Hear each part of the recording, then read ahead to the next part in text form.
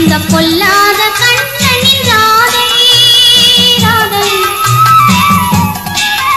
அவள் மெல்ல சிரித்தாள், ஒன்று சொல்ல நினைத்தாள். அந்த பொல்லாத